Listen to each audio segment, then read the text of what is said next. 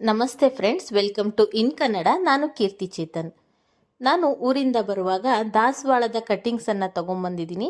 ನಾಟಿ ದಾಸವಾಳಗಳನ್ನು ಕಟ್ಟಿಂಗ್ಸಲ್ಲಿ ತುಂಬ ಈಸಿಯಾಗಿ ಬೆಳೆಸಬಹುದು. ಆದರೆ ನಾವು ನರ್ಸರಿಯಲ್ಲಿ ತಗೊಳ್ಳುವ ಹೈಬ್ರಿಡ್ ದಾಸವಾಳದ ಕಟ್ಟಿಂಗ್ಸಲ್ಲಿ ಬೆಳೆಸೋದು ಕಷ್ಟ ಆಗುತ್ತೆ.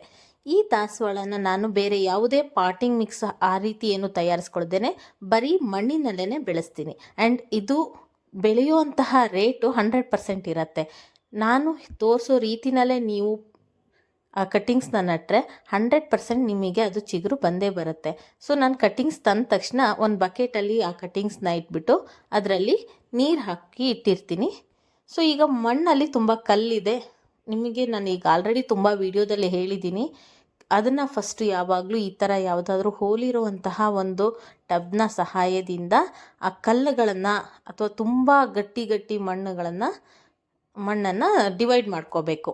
ಸೊ ಅದಕ್ಕೋಸ್ಕರ ನಾನು ಫಸ್ಟು ಅದಕ್ಕೆ ಸ್ವಲ್ಪ ಮಣ್ಣು ಹಾಕ್ಕೊಂಡು ಸಾಣಿಸ್ಕೊತೀನಿ. ಹೀಗೆ ಮಾಡೋದ್ರಿಂದ ಬೇರು ಚೆನ್ನಾಗಿ ಬರೋದಕ್ಕೆ ಹೆಲ್ಪ್ ಆಗುತ್ತೆ. ಸೊ ಕಲ್ಲೆಲ್ಲ ಇದ್ದರೆ ಅದು ಕಷ್ಟ ಆಗುತ್ತೆ. ಆದ್ದರಿಂದ ಫಸ್ಟು ನೀಟಾಗಿ ಸಾಣಿಸ್ಕೊಳ್ತಾ ಇದ್ದೀನಿ. ಇದಕ್ಕೆ ಬೇರೆ ಇನ್ನು ಯಾವ ಪಾಟಿಂಗ್ ಮಿಕ್ಸು ಬೇಡ, ಜಸ್ಟ್ ಮಣ್ಣಲ್ಲೇ ಬೆಳಿಬಹುದು. ಈ ರೀತಿ ನೀಟಾಗಿ ಸಾಣಿಸ್ಕೊಳ್ತೀನಿ. ಹೀಗಿದ್ದರೆ ಮಣ್ಣು ತುಂಬ ಅಂಟೋದು ಇಲ್ಲ, ಅಂಟ್ಕೊಳ್ಬಾರ್ದು ಯಾವಾಗಲೂ ಮಣ್ಣು ಅಷ್ಟೇ. ಚೆನ್ನಾಗಿ ಬೇರಿಗೆ ನೀರು ಗಾಳಿ ಆಡೋ ಥರ ಇರಬೇಕು, ನೀರು ನಿಂತ್ಕೊಳ್ಳೋ ರೀತಿ ಇರಬಾರ್ದು. ಸೊ ಈ ನರ್ಸರಿಯಲ್ಲಿ ಯಾವುದಾದ್ರೂ ಗಿಡಗಳನ್ನು ತಗೊಂಡಾಗ ನಿಮಗೆ ಈ ರೀತಿ ಬ್ಲ್ಯಾಕ್ ಕಲರ್ದು ಪಾಟ್ಗಳು ಸಿಗತ್ತೆ. ಆ ಪಾಟ್ನ ಇಲ್ಲಿ ಯೂಸ್ ಮಾಡ್ಕೊಳ್ತಾ ಇದ್ದೀನಿ. ಅದು ಸಿಕ್ತು ಅಂದರೆ ಆ ರೀತಿ ಪಾಟ್ಗಳನ್ನು ಎಸೆಯೋದಕ್ಕೆ ಹೋಗಬೇಡಿ. ಅದರಲ್ಲಿ ಈ ಥರ ಗಿಡಗಳನ್ನು ಬೆಳೆಸ್ಕೊಳ್ಳೋದಕ್ಕೆ ಹೆಲ್ಪ್ ಆಗುತ್ತೆ. ಫಸ್ಟಿಗೆ ಇದರಲ್ಲಿ ಗಿಡ ಬಂದಾದಮೇಲೆ ನಾವು ದೊಡ್ಡ ಪಾಟಿಗೆ ರೀಪಾಟ್ ಮಾಡ್ಕೊಳ್ಬಹುದು. ನಾನಿಲ್ಲಿ ಫಸ್ಟು ಪೂರ್ತಿ ಮಣ್ಣನ್ನು ಸಾಣಿಸ್ಕೊಳ್ತೀನಿ. ಸಾಣಿಸ್ಕೊಂಡಿದ್ದಾದಮೇಲೆ ಈ ಎಲ್ಲ ಪಾಟ್ಗಳಿಗೂ ಸಹ ಮಣ್ಣನ್ನು ತುಂಬಿಸ್ತೀನಿ. ನಾನು ನರ್ಸರಿಯಿಂದ ಗುಲಾಬಿ ಗಿಡಗಳನ್ನು ತಂದಿರೋ ಇದೆಲ್ಲದನ್ನೂ ಒಂದು ಚೀಲಕ್ಕೆ ಹಾಕಿ ಇಟ್ಟಿರ್ತೀನಿ. ಬೇಕಾದಾಗ ಈ ರೀತಿ ಯೂಸ್ ಮಾಡ್ಕೊತೀನಿ. ಈ ಮಣ್ಣಲ್ಲಿದ್ದ ಕಲ್ಲನ್ನು ನಾನು ಎಸೆಯೋದಿಲ್ಲ. ಈ ಪಾಟಲ್ಲಿ ಹೋಲ್ ಇರುತ್ತಲ್ಲ, ಆ ಹೋಲ್ಗಳಿಗೆ ಫಸ್ಟು ಈ ಕಲ್ಲುಗಳನ್ನು ಕೆಳಗಡೆ ಹಾಕ್ಕೊಳ್ತೀನಿ. ಯಾಕೆ ಅಂದರೆ ನೀರು ಹಾಕಿದಾಗ ಇದರಲ್ಲಿ ತುಂಬ ಹೋಲ್ ಇರುತ್ತೆ. ಆ ಡ್ರೈನೇಜ್ ಹೋಲಿನ ಮೂಲಕ ಮಣ್ಣು ಆಚೆ ಹೋಗಬಾರ್ದಲ್ವ, ಅದಕ್ಕೋಸ್ಕರ ಸಾಣಿಸಿ ಇದ್ದಾಗ ನಮಗೆ ಸಿಕ್ಕತ್ತಲ್ಲ ಕಲ್ಲು, ಗಟ್ಟಿ ಮಣ್ಣಿನ ಉಂಡೆ, ಅದನ್ನು ಅದರಲ್ಲಿ ಫಸ್ಟು ಬೇಸಲ್ಲಿ ಇಟ್ಕೊಳ್ತೀನಿ. ಹಾಗೆ ಹಾಕ್ಕೊಳ್ಳೋದ್ರಿಂದ ಮಣ್ಣು ಆಚೆ ಹೋಗೋದಿಲ್ಲ. ಜೊತೆಗೆ ನಮಗೆ ಬೇರು ಬೆಳ್ಕೊಳ್ಳೋದಕ್ಕೆ ಸಾಕಾಗುವಷ್ಟು ಮಣ್ಣು ಮೇಲ್ಗಡೆ ಸಿಗೋದ್ರಿಂದ ಇದು ನಮಗೆ ಯಾವುದೇ ರೀತಿ ತೊಂದರೆನ ಸಹ ಮಾಡೋದಿಲ್ಲ. ಕೆಲವರು ದೊಡ್ಡ ಪಾಟಲ್ಲಿ ಅಷ್ಟು ಕಟ್ಟಿಂಗ್ಸ್ನ ಒಂದರಲ್ಲೇ ನಟ್ಬಿಡ್ತಾರೆ. ಹಾಗೆ ಮಾಡಬೇಡಿ. ಸಾಧ್ಯವಾದಷ್ಟು ಚಿಕ್ಕ ಪಾಟ್ಗಳಲ್ಲಿ ಒಂದೊಂದೇ ಕಟ್ಟಿಂಗ್ಸ್ನ ಹಾಕಿ. ಯಾಕೆ ಒಂದೇ ಪಾಟಲ್ಲಿ ಒಂದು ಕಡ್ಡಿ ನಡಬೇಕು ಅಂತ ಅಂದರೆ, ಇನ್ ಕೇಸ್ ಒಂದು ಗಿಡಕ್ಕೇನಾದರೂ ಇನ್ಫೆಕ್ಷನ್ ಆಯಿತು ಅಂತ ಅಂದರೆ ಒಂದು ಪಾಟಲ್ಲಿರೋ ಆ ಒಂದು ಗಿಡ ಮಾತ್ರ ಹೋಗುತ್ತೆ. ಆದರೆ ನಾವು ಒಂದೇ ಪಾಟಲ್ಲಿ 4-5 ಕಟ್ಟಿಂಗ್ಸು ಹಾಕಿದಾಗ ಒಂದರಿಂದ ಇನ್ನೊಂದಕ್ಕೆ ಇನ್ಫೆಕ್ಷನ್ ಆಗಿ ಆ ಕಟ್ಟಿಂಗ್ಸ್ ಕೂಡ ಹೋಗೋ ಚಾನ್ಸಸ್ ಇರುತ್ತೆ. ಅದಕ್ಕೋಸ್ಕರ ಸಾಧ್ಯವಾದಷ್ಟು ಒಂದು ಪಾಟಲ್ಲಿ 1 ಅಥವಾ ಹೆಚ್ಚು ಅಂದರೆ 2 ಕಟ್ಟಿಂಗ್ಸ್ನ ಹಾಕಿ. ಜೊತೆಗೆ ದೊಡ್ಡ ಪಾಟ್ ತೊಗೋಬೇಡಿ, ಚಿಕ್ಕ ಪಾಟ್ ತೊಗೊಳ್ಳಿ. ಚಿಕ್ಕ ಪಾಟಲ್ಲಿ ಹಾಕಿದ್ರೆ ನೀರು ನಿಂತ್ಕೊಳ್ಳೋದಿಲ್ಲ. ದೊಡ್ಡ ಪಾಟಲ್ಲಾದರೆ ನೀರು ಜಾಸ್ತಿಯಾಗಿ ಬೇರು ಬರ್ದೇನೆ ಆ ಜಾಗದಲ್ಲಿ ಕೊಳ್ತು ಹೋಗೋ ಚಾನ್ಸಸ್ ಜಾಸ್ತಿ ಇರುತ್ತೆ. ಅದಕ್ಕೋಸ್ಕರ ಚಿಕ್ಕ ಪಾಟ್ ತೊಗೊಳ್ಳಿ. ಚಿಕ್ಕ ಪಾಟಲ್ಲಿ ಒಂದೊಂದು ಕಟ್ಟಿಂಗ್ಸನ್ನು ಹಾಕಿ. ಮಕ್ಕಳು ನಾವು ಹೇಳೋದನ್ನು ಕಲಿಯೋದಕ್ಕಿಂತ ನಾವು ಮಾಡೋದನ್ನು ಫಾಲೋ ಮಾಡ್ತಾರೆ, ಅದನ್ನು ಕಲಿತಾರೆ ಅನ್ನೋದಕ್ಕೆ ಇಲ್ಲಿದೆ ನೋಡಿ ಪ್ರೂಫು.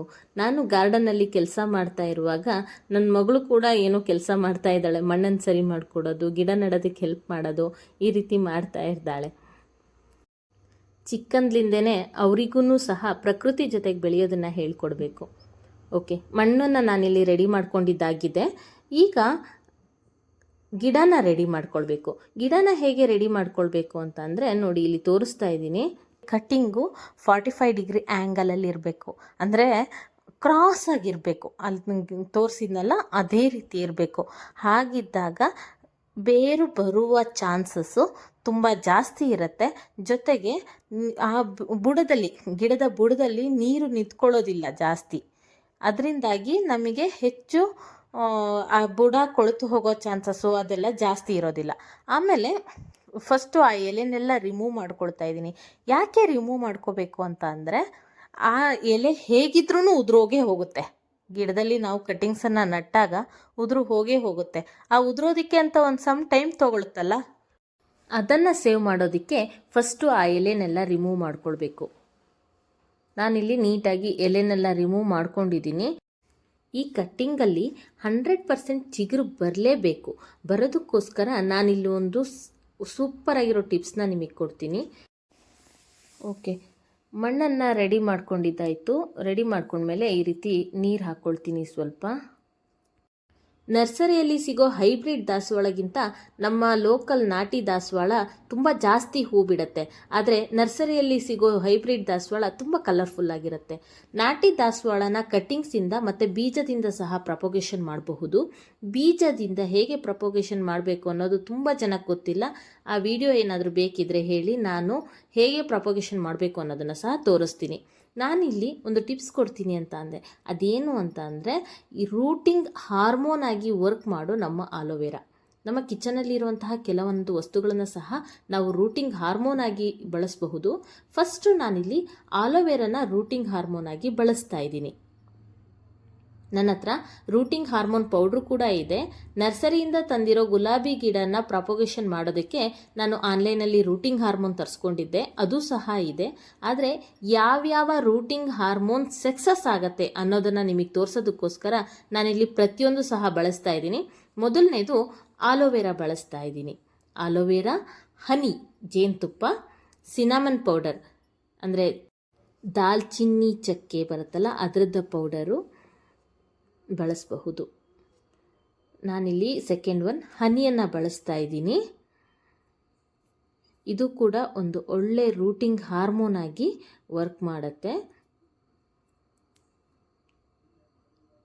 ಸ್ವಲ್ಪ ಆ ಕಟ್ಟಿಂಗ್ ಮೇಲೆ ಹಾಕ್ಕೊಂಡು ಬೆರಳಲ್ಲಿ ಹೋಲ್ ಮಾಡಿಕೊಂಡು ಅದನ್ನು ಮಣ್ಣಲ್ಲಿ ಹಾಕಿ ನಿಧಾನಕ್ಕೆ ಪ್ರೆಸ್ ಮಾಡಬೇಕು. ಎಸ್, ಅಷ್ಟೇ. ಇದಕ್ಕೆ ಇರುವೆ ಎಲ್ಲ ಏನೂ ಬರೋದಿಲ್ಲ, ಇರುವೆ ಬರುತ್ತೆ ಅಂತೇನು ಅಂದ್ಕೋಬೇಡಿ. ನೆಕ್ಸ್ಟ್ ಥರ್ಡ್ ಒನ್, ನಾನು ರೂಟಿಂಗ್ ಹಾರ್ಮೋನನ್ನೇ ಬಳಸ್ತೀನಿ. ಈ ರೀತಿ ಎಲ್ಲ ಮಾಡ್ದೇ ಹಾಗೆ ಕಟ್ಟಿಂಗ್ಸನ್ನು ಮಣ್ಣಲ್ಲಿ ನೆಟ್ಟರೂ ಸಹ ಗಿಡ ಬರುತ್ತೆ. ಆದರೆ ನಮ್ಮ ಹತ್ರ ಇರುವ ಕಟ್ಟಿಂಗ್ಸೇ ಸ್ವಲ್ಪ ಇದ್ದಾಗ ಅದನ್ನು ಕಳ್ಕೋಬಾರ್ದು ಅಲ್ವಾ? 1-2 ಕಟ್ಟಿಂಗ್ಸ್ ಇರುವಾಗ ಅದರಲ್ಲಿ ಗಿಡ ಬರ್ದಿತಿ ಹೋಗಿಬಿಟ್ರೆ, ಅದಕ್ಕೋಸ್ಕರ ಹೀಗೆ ಟ್ರೈ ಮಾಡಿದ್ರೆ 100% ನಿಮಗೆ ಗಿಡ ಚಿಗುರು ಬರುತ್ತೆ. ರೂಟಿಂಗ್ ಹಾರ್ಮೋನನ್ನು ಬಳಸಿ ಒಂದು ಕಟ್ಟಿಂಗ್ಸನ್ನು ನೆಟ್ಟಿದ್ದೀನಿ. ಹೀಗೆ ನೀವು ನಿಮಗೆ ಯಾವುದು ಸಾಧ್ಯ ಆಗುತ್ತೋ ಆ ರೂಟಿಂಗ್ ಹಾರ್ಮೋನನ್ನು ಬಳಸ್ಕೊಂಡು ಕಟ್ಟಿಂಗ್ಸನ್ನು ನೆಡಿ. ಇದಲ್ಲದೆ ನನ್ನ ಹತ್ರ ಈ ರೀತಿ ಹಳದಿ ಕಲರು ಹೂ ಬಿಡುತ್ತೆ. ಇದು ಗಂಟೆ ಹೂ ಅಂತ ನಮ್ಮಲ್ಲಿ ಹೇಳ್ತಾರೆ. ಈ ರೀತಿ ಹೂವಿಂದು ಗಿಡದ ಕಟ್ಟಿಂಗ್ ಸಹ ಒಂದು ತಂದಿದ್ದೆ. ಅದನ್ನು ಸಹ ಒಂದು ಪಾಟಲ್ಲಿ ನಡ್ತೀನಿ. ಒನ್ಸ್ ಐ ರಿಪೀಟ್, ಒಂದೊಂದು ಪಾಟಲ್ಲಿ ಒಂದೊಂದೇ ಕಟ್ಟಿಂಗ್ಸನ್ನು ಹಾಕಬೇಕು. ಎಲೆಗಳನ್ನು ರಿಮೂವ್ ಮಾಡಬೇಕು. ಮಣ್ಣನ್ನು ಕಲ್ಲು ಇರದೇ ಇರೋ ರೀತಿ, ನೀರು ನಿಂತ್ಕೊಳ್ಳದೆ ಇರೋ ರೀತಿ ಸರಿಯಾಗಿ ರೆಡಿ ಮಾಡ್ಕೊಳ್ಬೇಕು. ರೂಟಿಂಗ್ ಹಾರ್ಮೋನ್ ಆಗಿ ಆಲೋವೆರಾ, ಸಿನಮನ್ ಪೌಡರ್, ಹನಿ ಅಥವಾ ರೂಟಿಂಗ್ ಹಾರ್ಮೋನ್ ಯಾವುದನ್ನಾದರೂ ಬಳಸಬಹುದು. ಇಷ್ಟನ್ನು ಫಾಲೋ ಮಾಡಿ. ಇದ್ರ ಜೊತೆಗೆ ಹೀಗೆ ನಾವು ಕಟ್ ಮಾಡಿರ್ತೀವಲ್ಲ, ಇದರ ಬುಡಕ್ಕೇ ನೀರು ಹಾಕಬೇಕು. ಮೇಲ್ಗಡೆ ಕಟ್ಟಿಂಗ್ಸಿಗೆಲ್ಲ ನೀರು ಬೀಳಬಾರ್ದು. ಈ ಕಟ್ಟಿಂಗ್ಸಿಗೆ ನೀರು ಬೀಳುತ್ತೆ, ನೀವು ಪೈಪಲ್ಲೇ ಹಾಕ್ತೀರಾ, ಆ ಥರ ಏನಾದ್ರು ಇತ್ತು ಅಂತ ಅಂದರೆ ಎಲ್ಲಿ ಕಟ್ ಮಾಡಿರ್ತೀರ ಅಲ್ಲ ಆ ಜಾಗಕ್ಕೆ ನಮ್ಮ ಕಿಚನಲ್ಲಿರೋ ಅರಿಶಿನ ಸ್ವಲ್ಪ ಹಾಕಿ. ಯಾಕೆ ಅಂದರೆ ಫಂಗಲ್ ಇನ್ಫೆಕ್ಷನ್ ಆಗಬಾರ್ದು ಅನ್ನೋ ಕಾರಣಕ್ಕೋಸ್ಕರ ಎಲ್ಲೆಲ್ಲಿ ಕಟ್ ಮಾಡಿರ್ತೀರಿ ಅಲ್ಲಿ ಜಸ್ಟ್ ಒಂಚೂರು ತಾಗಿಸಿ. ನೀರು ಹಾಕುವಾಗ ಸ್ವಲ್ಪ ಜಾಗ್ರತೆ ಮಾಡಿ. ಆ ಕಟ್ ಮಾಡಿರೋ ಜಾಗದಲ್ಲಿ ನೀರು ಬೀಳದೇ ಇರೋ ಹಾಗೆ ನೋಡ್ಕೊಳ್ಳಿ. ಬುಡದಲ್ಲಿ ಮಾತ್ರ, ಮಣ್ಣಿಗೆ ಮಾತ್ರ ಸ್ವಲ್ಪ ನೀರು ಹಾಕಿ. ಆ್ಯಂಡ್ ಇದನ್ನು ನೆರಳಲ್ಲಿಡಿ. ಕಟ್ ಮಾಡಿರೋದನ್ನ ಚಿಗುರು ಬರಲಿ ತನಕ ನೆರಳಲ್ಲಿಡಿ. ಇನ್ನು ಕೆಲವರು ಪಾಲಿಥಿನ್ ಕವರನ್ನು ಪಾಟ್ಗೆ ಕ್ಲೋಸ್ ಮಾಡೋದು ಆ ಥರ ಎಲ್ಲ ಮಾಡ್ತಾರೆ. ಹಾಗೆ ಮಾಡಬೇಡಿ. ಕವರ್ ಓಪನ್ ಮಾಡಿದ್ಮೇಲೆ ನಾರ್ಮಲ್ ವೆದರ್ಗೆ ಗಿಡ ಸತ್ತೋಗುತ್ತೆ. ಅದಕ್ಕೋಸ್ಕರ ಜಸ್ಟ್ ಹೀಗೆ ನಟ್ಬಿಟ್ಟು ಅದನ್ನು ನೆರಳಲ್ಲಿಡಿ, ಚಿಗುರು ಬರಲಿ ತನಕ. ಬೆಳಕು ಚೆನ್ನಾಗಿರಲಿ, ಆದರೆ ಬಿಸಿಲು ಬೀಳದೇ ಇರುವ ಜಾಗದಲ್ಲಿ ಇಡಿ. ಓಕೆ, ನೋಡಿದ್ರಲ್ಲ ಫ್ರೆಂಡ್ಸ್, ಇದರ ಅಪ್ಡೇಟ್ಸ್ಗಾಗಿ stay connected. Thank you so much for watching. Take care. Bye-bye. Happy gardening.